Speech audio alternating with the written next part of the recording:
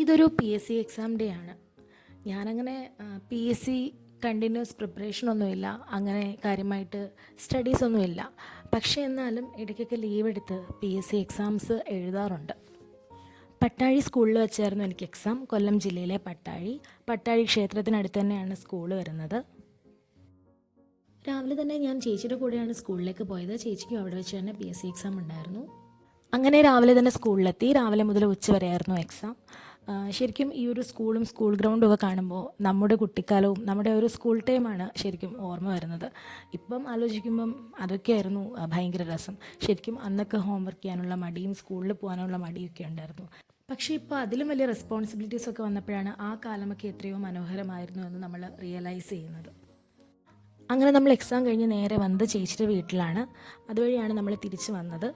അപ്പോൾ ഞങ്ങൾ വീടെത്തിയപ്പോൾ അവിടെ ആരും ഉണ്ടായിരുന്നില്ല. അപ്പോൾ ഞങ്ങൾ കുറച്ച് സമയം ചേച്ചിയെ വിളിച്ചിട്ട് അവിടെ വെയിറ്റ് ചെയ്തു. അപ്പോൾ കുറേ കഴിഞ്ഞപ്പോഴത്തേക്ക് ചേച്ചിയും മോനും വന്നു.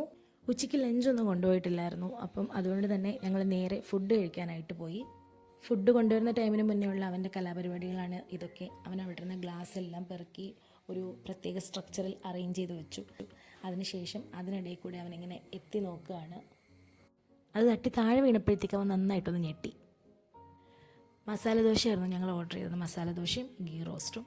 അപ്പോൾ ഫുഡൊക്കെ കഴിച്ചു. ഫുഡ് കഴിച്ചിട്ട് പിന്നെ നേരെ പോയത് ഫർണിച്ചർ ഷോപ്പിലേക്കാണ്. ചേച്ചി കുറച്ച് ഫർണിച്ചർ എടുക്കണമായിരുന്നു.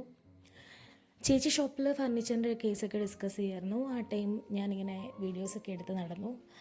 പിന്നെ ചേച്ചിക്ക് കുറച്ച് ഫർണിച്ചേഴ്സിൻ്റെ ഒക്കെ വീഡിയോ ഒന്ന് എടുത്ത് വയ്ക്കാൻ പറഞ്ഞിട്ടുണ്ടായിരുന്നു. അപ്പോൾ അതൊക്കെ എടുത്ത് വെച്ച് ഞാൻ അവിടേക്ക് ഇങ്ങനെ ചുറ്റിക്കറങ്ങി നടന്നു. അതിനുശേഷം നേരെ ഞങ്ങൾ സൂപ്പർ മാർക്കറ്റിൽ പോയി അവിടെ നിന്ന് കുറച്ച് സാധനങ്ങൾ വാങ്ങിച്ചു. പിന്നെ നെക്സ്റ്റ് പോയത് ഈ പഴക്കവും പൂത്തിരിയൊക്കെ വയ്ക്കുന്ന കടയിലേക്കാണ്.